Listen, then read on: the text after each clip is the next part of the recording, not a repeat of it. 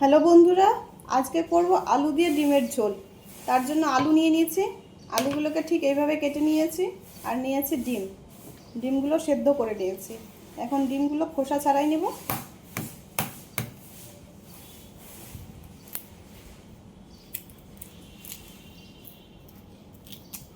আমি যেভাবে করব আপনারা দেখবেন সম্পূর্ণ ভিডিওটা কিভাবে করি, শুরু থেকে শেষ পর্যন্ত সাথে থাকবেন। এক এক করে সমস্ত ডিমগুলো ছাড়িয়ে নিই।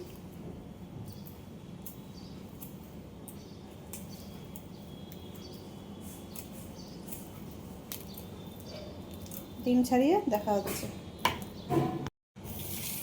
আমার সমস্ত ডিম ছাড়ানো হয়ে গেছে। এখন ডিমগুলো ভেজে নেব। লবণ হলুদ দিয়ে দিচ্ছি তেলের মধ্যে, যেন ডিমগুলো কালার হয়।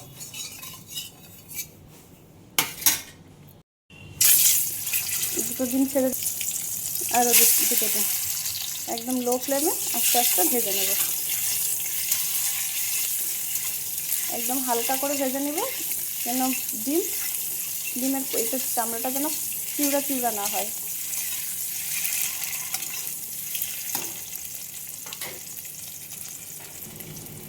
ডিম ভাজা হয়ে গেছে, এখন ডিমগুলো তুলে নেব। এক এক করে সমস্ত ডিমগুলো তুলে নেব।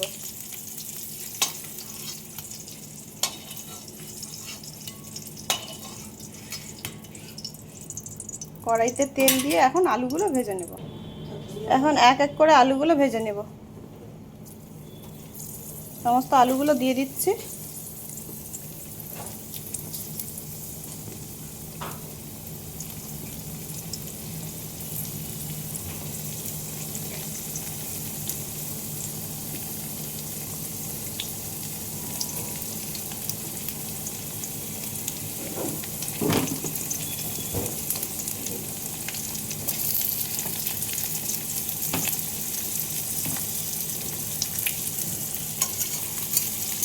এভাবে আলুগুলো এখন ভেজে নেব।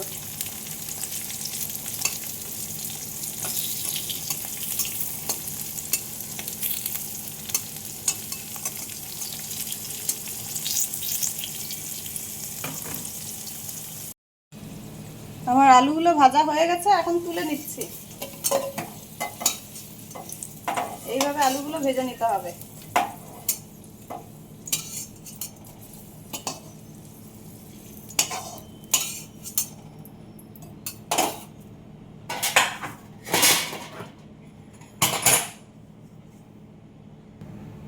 তেল গরম হয়ে গেছে, দিয়ে দিচ্ছি একটা শুকনো লঙ্কা,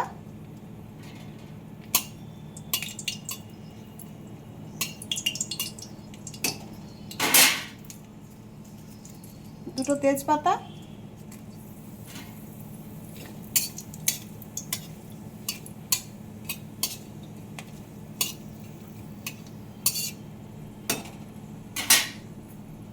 এখন দিয়ে দিব দুটো মিডিয়াম সাইজের পেঁয়াজ কুচিয়ে নিয়েছি।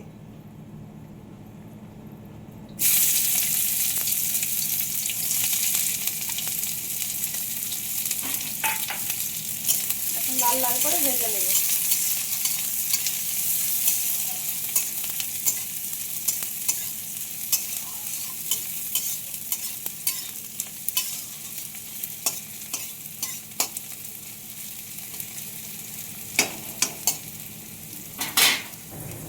দেখুন পেঁয়াজগুলো ভাজা ভাজা হয়ে গেছে, অনেকটাই ব্রাউন হয়ে গেছে।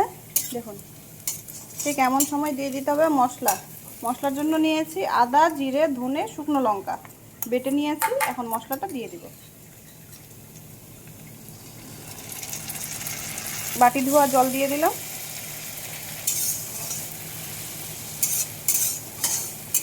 এদিকে মশলাটা কষে নিব। দেখুন মশলাটা কত সুন্দর করে কষানো হয়েছে, কালার দেখতে পাচ্ছেন, দুর্দান্ত হয়েছে। ঠিক এমন সময় দিয়ে দিব যে রসুন, 4-5 কোয়া রসুন থেতো করে নিয়েছি।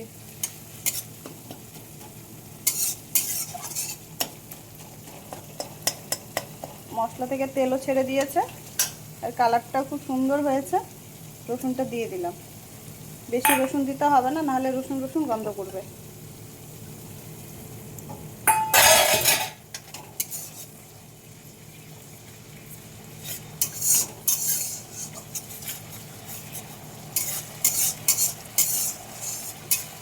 এইভাবে অল্প নাড়াচাড়া করে আলুগুলো দিয়ে দেবো। দেখুন কত সুন্দর কালার হয়েছে।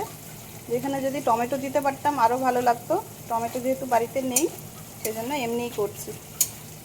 যদি বাড়িতে টমেটো থাকে অবশ্যই দিবেন, তাহলে আরও ভালো লাগবে খেতে। মশলাটা আমার কষানো হয়ে গেছে, এখন দিয়ে দিব ভেজে রাখা আলু।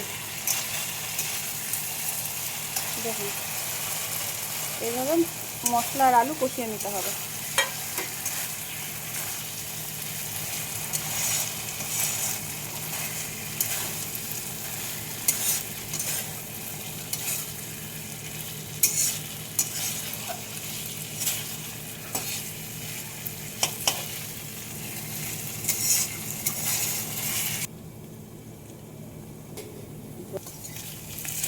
দেখুন মশলাটা কত সুন্দর আলুর সাথে কষিয়ে নিয়েছি, কালার দেখছেন দুর্দান্ত হয়েছে না?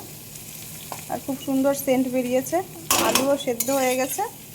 এখন পরিমাণ মতো জল দিয়ে দিব। দেখুন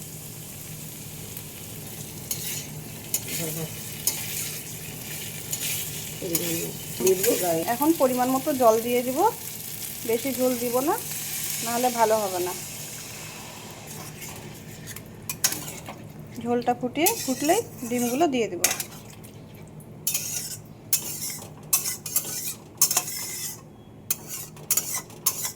আমার ঝোল ফুটে গেছে, এখন ভেজে রাখা ডিমগুলো দিয়ে দেব।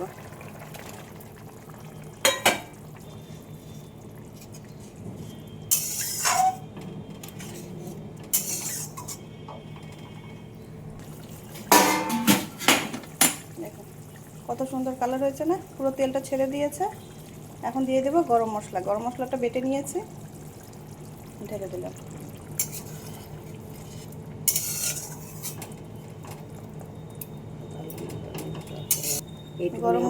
গরম মশলা দিয়ে ফুটিয়ে নিলাম, আমার রান্না হয়ে গেল।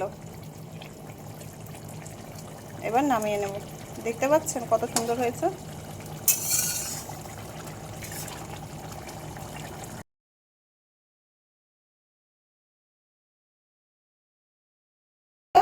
আপনারা দেখলেন আমি কিভাবে আলু দিয়ে ডিম দিয়ে কারিটা করলাম।